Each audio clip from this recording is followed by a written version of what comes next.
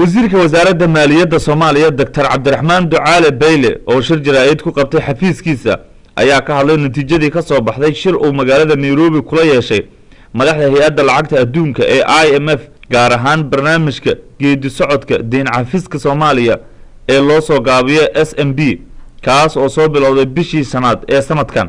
wasiir Bayle ayaa sheegay in shirkaasi natiijada wanaagsan ee ka soo baxday ay tahay in Soomaaliya ay buuxisay dhammaan wixii looga baahnaa.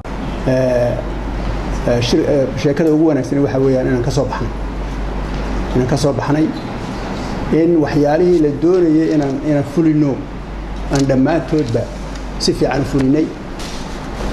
shir jaraa'id ayay qaban doonaan qolada hay'adda IMF ka la yiraahdo Washington markay tagaan saakay noqonayeen berri markay tagaan shir jaraa'id bay qaban berri ama saan dambe iyaga sheegi doona. press release na way sameynayaan oo anagu draftkiisa aan hayno.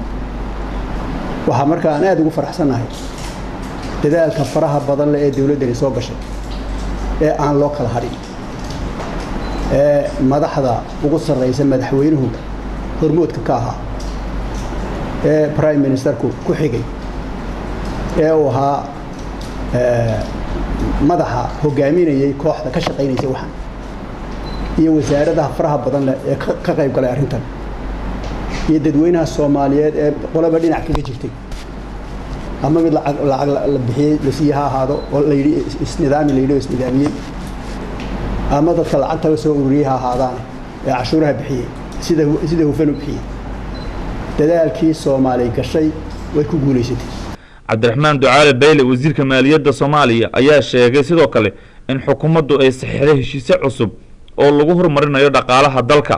mid kale aan soo saxiixnay mid kale taa waa dhamaysanay to kale oo tii ka siyar adag oo dibeetana waxyaalo kale oo fiican idin gaarsiin doonta ayaa soo saxiixnay. waa midaan isniid anagu waan ka bixi karaynaa waxayna ka bixi karayn haddaan xooggeena saaro waxayna ka bixi karayn ma jiro. waan soo saxiixnay waxa markaa loo baahan yahay sidii tii hore aan uga shaqeynay inaan tan uga shaqeyn taasi waa mid weyn. arrinta labaad aan filaynaa waxa weeye in lacag la inoo furo oo dalkan lacag soo gasho.